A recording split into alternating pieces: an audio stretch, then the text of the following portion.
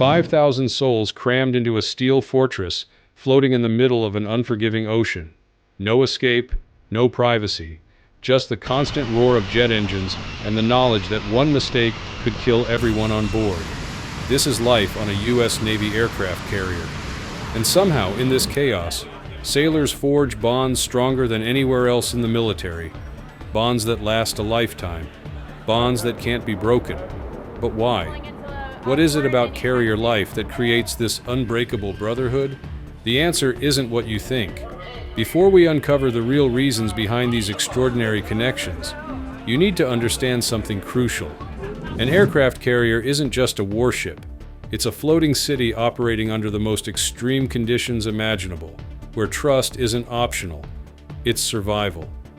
The USS Gerald R. Ford, America's newest and most advanced carrier, houses over 4,500 crew members. That's more people than some small towns in America. But unlike a town where you can go home at the end of the day, these sailors eat, sleep, work, and survive together for months on end. They're stuck. And that word, stuck, matters more than you'd think. Because when you can't walk away from someone, when you're literally trapped with them thousands of miles from home, something remarkable happens. You either break apart or bond together. And on carriers, sailors choose the latter. They have to. If you've ever served on a carrier or know someone who has, type proud in the comments below. Let's honor their sacrifice together.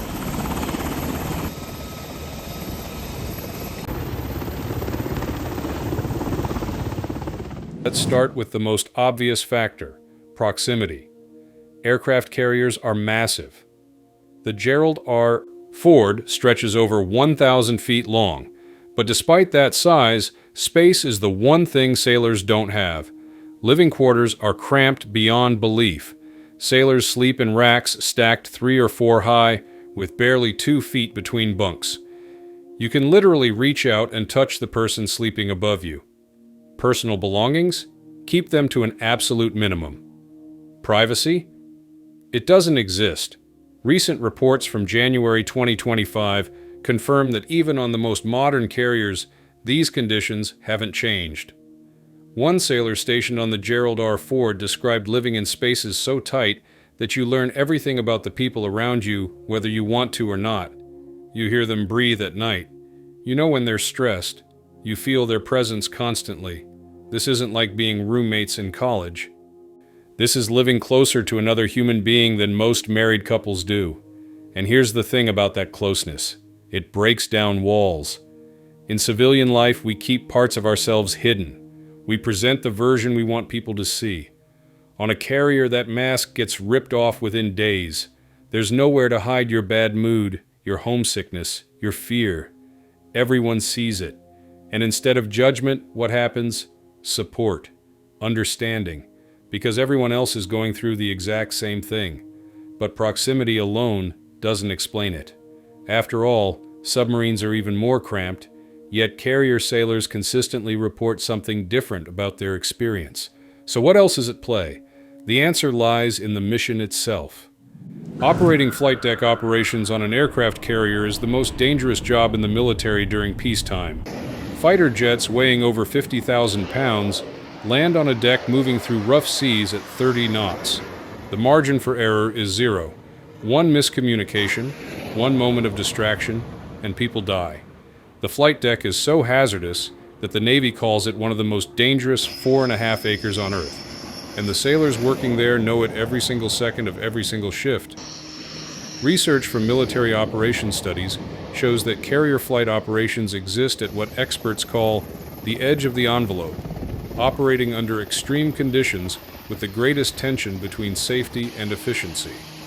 Young sailors, many fresh out of training, work alongside seasoned officers, coordinating tasks so complex that no single person in the Navy knows every detail of how it all works together. The system evolved through decades of accumulated experience, built on the skills and trust of thousands who came before. When you work in that environment, something happens. You don't just rely on your shipmates, you literally place your life in their hands every single day, the plane captain signaling to a pilot, The arresting gear crew maintaining cables that stop 30-ton jets traveling at 150 miles per hour. The catapult operators launching aircraft every 20 seconds. One person fails, and people die. Everyone knows this. Everyone accepts this. And because of it, they watch out for each other with an intensity that simply doesn't exist in safer environments. Which brings us to something even deeper: shared sacrifice. When civilians think about military service, they often picture combat, firefights, missions behind enemy lines, and yes, that breeds brotherhood. But carrier sailors face a different kind of hardship. It's not the brief, intense danger of a firefight, it's the grinding, relentless challenge of months at sea. Deployments typically last 6 to 9 months. That's half a year or more away from home, away from spouses, away from children growing up without you, missing birthdays, missing anniversaries, missing the everyday moments that make life meaningful, and everyone on that carrier is going through it together. The commanding officer misses his family just like the 19-year-old sailor working the galley. Rank doesn't protect you from that pain. Historical accounts from World War II carriers like the USS Yorktown paint a vivid picture. Sailors faced daily combat operations, endured cramped quarters with constant noise disrupting sleep, and ate in crowded mess halls where fresh food became a distant memory on long deployments. Yet their perseverance and camaraderie allowed them to carry out their mission with distinction. The bonds between shipmates grew stronger with each battle because they relied on one another for survival. That tradition hasn't disappeared. Modern carrier sailors still endure sleep deprivation. Shifts lasting 12 hours or more are standard. Chronic sleep deprivation affects mood, concentration, and physical health. And yet, in interviews from as recently as this year, sailors describe the crew as a giant floating family. They share their stories. They lean on each other. They find ways to laugh even when exhausted. This shared suffering creates empathy that's hard to find anywhere else. When someone's having a bad day, you don't have to ask why. You know, because you're living it too. And that understanding, that deep, unspoken knowledge that you're all in the same boat quite literally, builds connections that outlast the deployment. Before we go deeper into what makes carrier bonds truly unbreakable, please take a second to like this video and subscribe. Over 98% of viewers watch without subscribing. It costs you nothing, but makes a huge difference to us. Now let's continue. Here's where it gets interesting. Despite the challenges, despite the danger, carrier sailors consistently report something surprising: pride. Deep, profound pride in what they do, and that pride becomes part of the bond. Think about it. These sailors aren't just serving their country, they're serving on floating symbols of American power. Aircraft carriers represent the absolute pinnacle of naval strength. When a carrier arrives off a foreign coast, the entire world notices. The ship carries not just aircraft, but the weight of America's commitment to its allies and deterrence to its enemies. The 5,000 sailors aboard aren't just crew members. They're ambassadors of goodwill, representatives of the most powerful military on Earth. Naval experts note that a carrier strike group can influence world events simply through presence. The diplomatic impact of a visiting carrier, with its thousands of sailors building people-to-people ties, carries immeasurable value. This isn't abstract military strategy. This is real impact. And the sailors know it. They feel it. When they pull into port in a foreign country and see the crowds gathering to look at their ship, they understand they're part of something bigger than themselves. That sense of purpose matters. Research from multiple carrier crews shows that being part of such a significant mission creates camaraderie and esprit de corps that extends far beyond duty hours. When you believe your work matters, truly matters, you connect differently with the people doing it alongside you. You're not just co-workers. You're part of a legacy, part of something that will be remembered long after you're gone. But let's talk about something that often gets overlooked: the unique culture of carrier life. Because it's not all hardship and danger. There's another side to this story. Life below deck on a carrier truly resembles a city. Thousands of personnel move through a complex network of compartments and passageways. The ship has everything from galleys serving thousands of meals daily to laundry facilities, medical clinics, and even a post office. There are barbershops, gyms, and recreation areas. The USS Gerald R. Ford even has spin classes that became so popular they created a whole fitness community of sailors who bonded over cycling together while deployed. These might seem like small things, but they matter. They create normalcy in an abnormal situation. They give sailors ways to connect beyond their work. Someone who operates jet engines by day might lift weights with the ship's cook. A radar technician might join a book club with the dental staff. These interactions across different departments and ranks create a web of relationships that strengthens the entire crew. The Navy also maintains traditions that foster this culture. Crossing the line ceremonies when ships cross the equator, steel beach picnics where the crew gathers on the flight deck for barbecues, holiday celebrations adapted for life at sea. These events aren't just morale boosters, they're bonding experiences. They create shared memories that sailors carry with them forever. Ask any carrier veteran about their steel beach picnic, and watch their eyes light up as they tell stories from decades ago. Commanders understand this. The carrier's commanding officer doesn't just oversee operations, they actively work to maintain crew well-being. Reports show COs regularly tour the ship, talking to sailors of all ranks, hearing their concerns, addressing problems before they fester. This leadership approach, from the very top, sends a message. Everyone matters. Every sailor contributes to the mission. And when people feel valued, they bond with the community valuing them. Now here's something fascinating that really sets carrier bonds apart from other military units: the age and experience mix. Most people assume military units work best with experienced veterans leading young recruits. That's partially true, but carriers operate differently, and it creates unexpected results. Studies of carrier operations reveal something remarkable. U.S. carriers begin their deployment workups with a large percentage of new sailors and a high proportion of officers new to the ship. The Navy trains generalist officers, meaning many are also new to their specific jobs. Tours of duty aren't coordinated with sailing schedules, so experienced personnel constantly get replaced by green recruits, even during actual deployment. This continual rotation should create confusion and uncertainty. By all logic, it should weaken the crew, but it doesn't.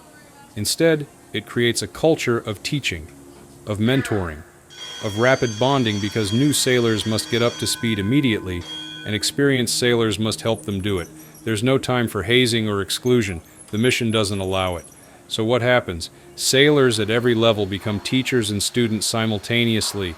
That 25-year-old petty officer with 3 years of carrier experience becomes a mentor to the 19-year-old arriving fresh from training. And in 6 months, that 19-year-old will mentor someone else. This constant cycle of teaching and learning creates connection.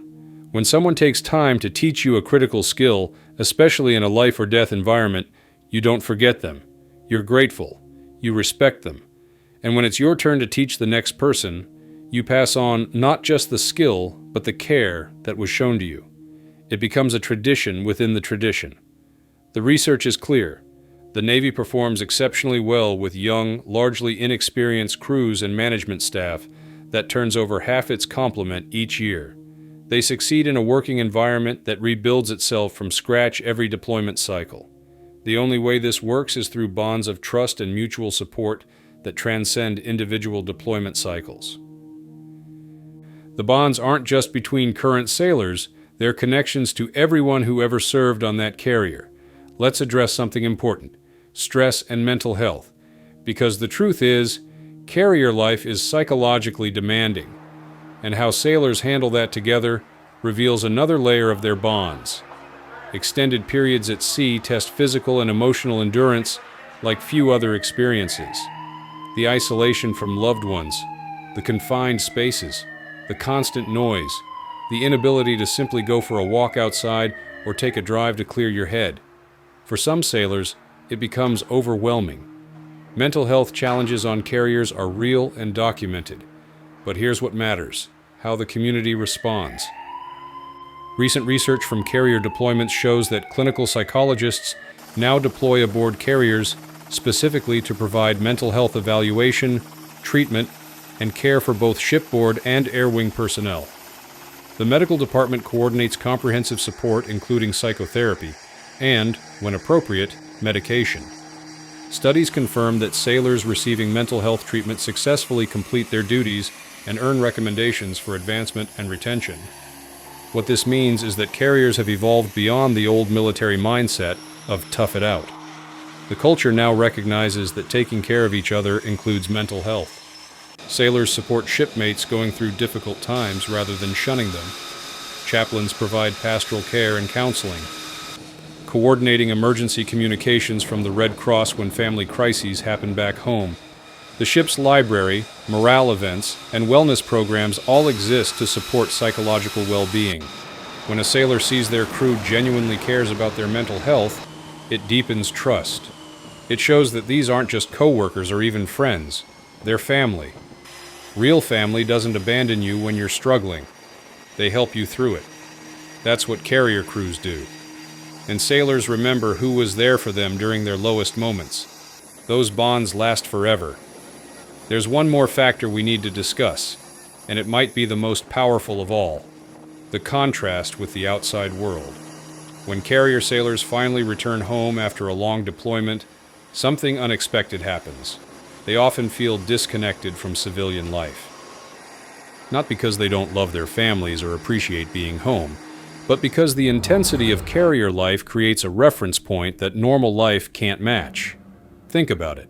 For months, you've lived in an environment where every action matters, where split-second decisions affect lives, where you've been part of something historically significant. You've watched fighter jets launch into combat missions. You've seen your ship respond to international crises. You've been part of moments that will appear in history books. And then you come home, and people are worried about traffic jams and reality TV shows. This isn't meant to diminish civilian concerns. They're valid. But for carrier sailors, the contrast is jarring, and it makes them appreciate their shipmates even more, because those shipmates understand. When carrier veterans gather, even decades after their service, they connect instantly. They don't have to explain what it was like. They know. They lived it together. Military researchers note that this phenomenon strengthens over time. As years pass, the difficult parts of deployment fade in memory, but the bonds remain. The friendships deepen. Carrier reunion associations exist for every ship, bringing together sailors who served across different decades. These aren't just casual meetups. These are gatherings of people who share something civilians simply cannot understand. And that exclusivity, that shared knowledge of an extraordinary experience, makes the bonds stronger. Veterans often say their carrier deployment was both the hardest and most meaningful period of their lives. They wouldn't want to do it again. But they wouldn't trade the experience for anything, and the reason is always the same: the people they served with, the bonds they formed, the family they found in the middle of the ocean. So why do aircraft carrier sailors have the strongest bonds in the military? It's not just one thing. It's everything working together. The proximity that eliminates pretense, the danger that demands absolute trust, the shared sacrifice of months away from loved ones, the pride in serving on America's most visible symbol of military power, the unique culture that creates community in isolation, the mentoring relationships across generations of sailors, the mental health support showing genuine care, and the contrast with civilian life that makes those who understand irreplaceable. Every branch of the military creates bonds: infantry units, special forces teams, submarine crews, all develop deep connections through shared service. But carrier life combines elements that don't exist together anywhere else. You've got the massive crew size creating diverse relationships, the multi-month deployments stretching endurance, the operational tempo maintaining constant intensity, the public visibility adding meaningful purpose, and the floating city environment forcing constant interaction. Studies confirm the conclusion. While other military units develop strong camaraderie, carrier life creates something more: a complete self-sustaining community operating under extreme conditions for extended periods, where every individual role contributes to a mission larger than themselves. That's not hyperbole. That's documented reality from research spanning decades. From World War II carriers to the newest Ford-class supercarriers deployed today. Conclusion. The sailors serving on America's aircraft carriers right now are forging these bonds as we speak. Halfway around the world, on carriers we may never see, young men and women are discovering what thousands before them learned, that the hardest times of your life often create the most important relationships. These sailors don't serve for glory. They serve knowing their contribution matters, and they serve alongside people they'll call family for the rest of their lives. If this story resonated with you, please hit that like button and subscribe to support our content honoring America's military. These sailors deserve our recognition, their bonds deserve our respect, and their service deserves to be remembered.